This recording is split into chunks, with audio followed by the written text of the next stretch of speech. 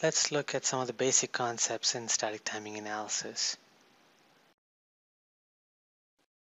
The main objectives of this module are where does static timing analysis fit into your flow, and also identify timing library information for timing arcs such as Unateness, cell delays, net delays, and Slew.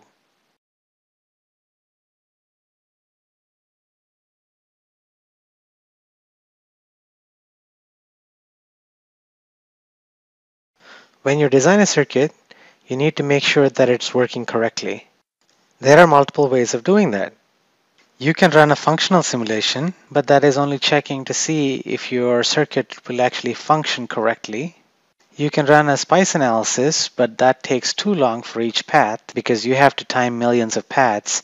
So in static timing analysis, we look at the circuit devoid of any time frames, and so simply just add the cell delays and the net delays from the libraries or elsewhere, come up with the path delays, and then we just compare these path delays to a timing specification as given by your constraints. Synthesis tools convert your RTL to gates. Place and route further optimizes your design. In order for these optimization tools to find the right cells for the right location, they rely on static timing analysis to calculate the path delays. Static timing analysis has to time millions of paths every hour to give the correct information and accurate information to these optimization tools so that they can create a circuit that meets your timing requirements. Finally, the same static timing analysis is also used to analyze the timing of the circuit to make sure that your circuit works at the required frequency, but this is done using many more requirements and more stringent requirements like sign-off requirements. Each of these tools, which are considered sign-off tools, have different flavors of or ways of doing their timing sign-off and different capabilities. So this is a typical flow for your design. First, we specify circuit functionality and timing libraries. You'll then capture your RTL and write constraints. And if we provide all this input to the synthesis tool will then convert this RTL to gates using the libraries, and while doing that, the synthesis tool will try to meet the timing constraints. So this is the first time after we use the synthesis tool. The synthesis tool is using STA internally to figure out what cells to use. And then later on, at the end of synthesis, we run static timing analysis to verify the timing of the synthesis results. And when we are satisfied with that, we push it to place and route. And in place and route, we again use static timing analysis to place the cells and route the design in such a way that it meets the timing requirements. And the STA is used for this purpose to meet timing. And then finally, we run the final verification using sign-off tools to verify your design if it meets your timing requirements. And then once we're satisfied, we push the design to layout. The timing engines that are built in synthesis and place and route software provide for a very fast way of selecting cells for synthesis and place and route so that the synthesis and place and route software can optimize the paths for better timing. They all have this function of providing the timing information to these tools. You also have the timing verification tools which provide for the final sign-off after design is synthesized or placed and routed. So these timing verification tools typically sign off on all the different timing checks and all the constraints, whether the design is meeting the specifications or not.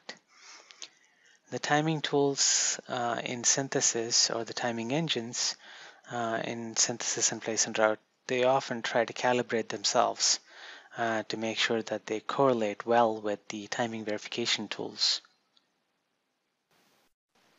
Timing libraries provide delays of cells, interconnects, or also known as nets and wires. And apart from this, they also provide power information and slew information and such. So the STA tool uses this information to calculate the path delays and then verify these path delays against the constraint requirements that are provided. So the standard format that is widely used in the industry is the Liberty format, or also known as .lib. And there are other formats like ECSM or LBR that are used by different tools internally, but most of the tools do accept the Liberty format or the .lib as an input. So as we've seen before, the STA tool is calculating the timing path delays. These timing paths mainly consist of two basic elements. One is the timing arc in the cells and the timing arcs of the nets. So basically the goal in timing is to restrict the path delay to a certain amount as specified by the constraints. So in this example we have a flop, and this flop provides timing check data. So the checks are also part of static timing analysis. So what are timing arcs? If a change on the input is causing a change on the output, then we have a causal relationship. So if the input in this inverter is rising and the output is falling, or when the input is falling, the output is rising. So this dependency of the output on these inputs basically is called a causal relationship, and each of these imaginary arcs between the input and the output is called a timing arc. So it's important to understand timing arcs so that you can determine the path delays correctly, because not every arc is symmetric. So the rising to falling arc is probably not the same as falling to rising arc. So we need to determine each arc based on how the input is actually behaving based on the inputs. All of this information is provided in the timing library, and we'll try to understand each of these relationships and the purpose of each of these timing arcs and the information that is provided in the timing library. So the following characteristics, unateness, slew, and delay, are all different characteristics of a timing arc. Each of this information can be obtained from the timing libraries. So let's look at what each of these mean and what their purpose is.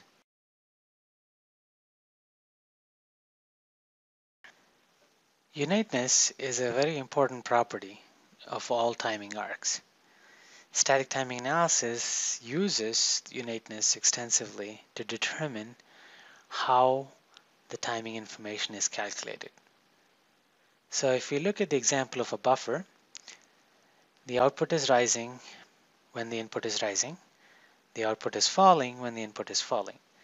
So basically, the timing arc is positive unate because the transition of the output is the same as the transition on the input. If you look at the inverter, when the input is rising, the output is falling, and when the input is falling, the output is rising. So basically, the transition is the opposite of the input transition. So therefore, this is considered as negative unate. Some arcs, of course, can be non-unate, where there is no relationship between how the output is changing against the input. But most of the time, you can easily determine the uniqueness of a timing arc by looking at the truth table of that particular cell. So for a buffer, you can actually say, oh yeah, it's going from 0 to 1, and the output is changing from 0 to 1 at the same time. So that kind of gives you clues into how to determine the uniqueness of each individual timing arc. In certain cells, there are multiple inputs, so we have to look at each timing arc to determine what the uniqueness of that particular timing arc is. So for every input to output relationship, that is one arc. In this picture, you can actually see the timing sense of the different arcs of a cell. So the timing sense of an AND gate is shown as positive unit, and the other one is shown as negative unit. Every input to output combination forms a timing arc. Each related pin under the timing section of the output pin represents a timing arc. Uniqueness of a timing arc is specified in the library by the timing sense attribute. When the net B is rising, net Y is falling.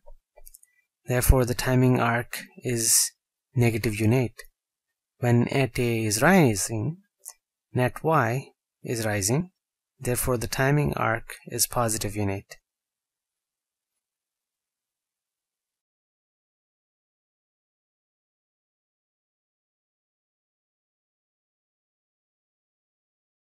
Try the following activities to reinforce your learning.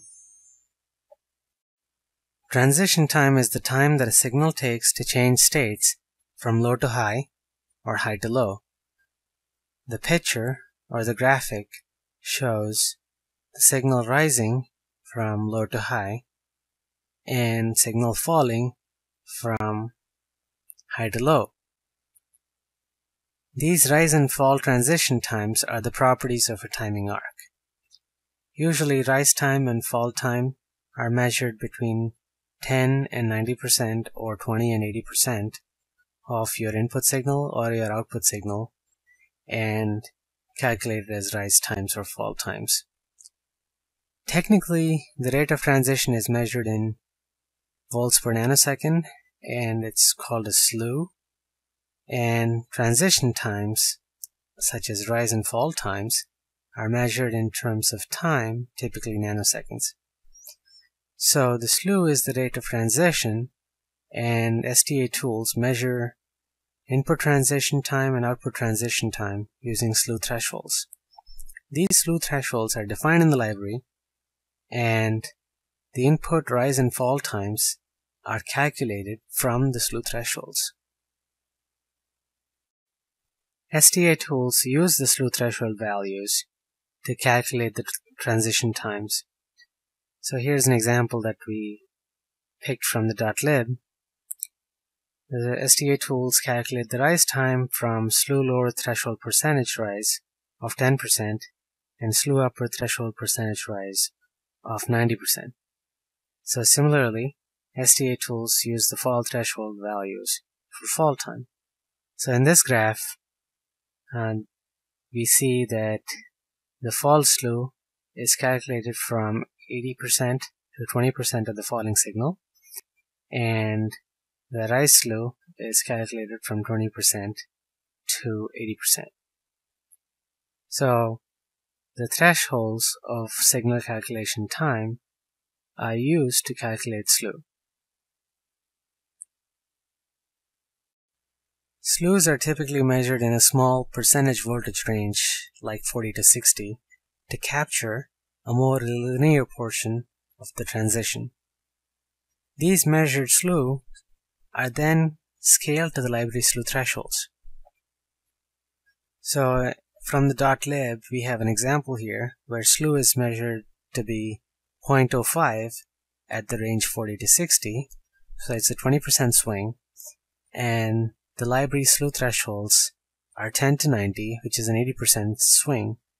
So this slew is basically recorded as 0.05 times 80 by 20, which is 0.20.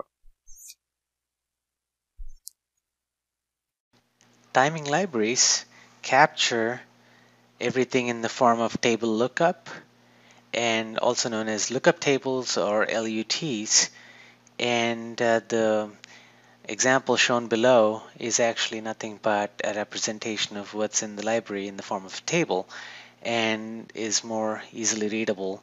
So if you want to identify what the output transition is, just picture the table actually plotted as index 1 and index 2, and slew is index 1, load is index 2, and you basically look up in the values what the value is for that corresponding slew and corresponding load.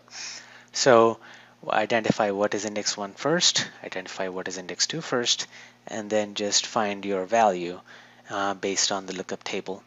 So for output transition, this is the example that is shown that is plotted between output load and input transition. And so based on the example for an input transition of 0.05 and the value of output load 0.021, based on the lookup, the value is shown to be 0.293559. It would make it easier if you can remember that index 1 is always the row and index 2 is always the column. So that way you can always identify what the values are based on the index 1 that is specified and the index 2 that is specified. Because delays of the next stage depend on the slew of the previous stage or the input transition of the previous stage, we calculate the next stage transition and slews based on the previous stage using these lookup tables. And basically what we do is the STA tools calculate the output transition times and slews from the library and use that value as the input transition to the next cell in the same path or next stage. So this is how we propagate the delays and the cells and find out the delays throughout the path from these lookup tables of one stage to the next and so on. Because the input signal is constant and the signal is actually traveling across many stages along the path, the slew at the output of one stage degrades before it gets to the next stage and so on and so forth. And so especially as it travels along a long net, you'll see slew degradation happen. Same thing through a cell, you'll see slew degradation happen.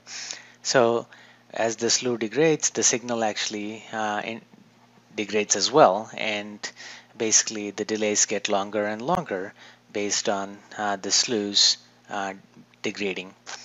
And so we need to capture all these slew degradation as we go along, and there is a lookup table for slew degradation as well, which uses the output pin transition and the interconnect delay or the net delay and calculates the degradation, and you'll see these degradation tables in there in your timing libraries.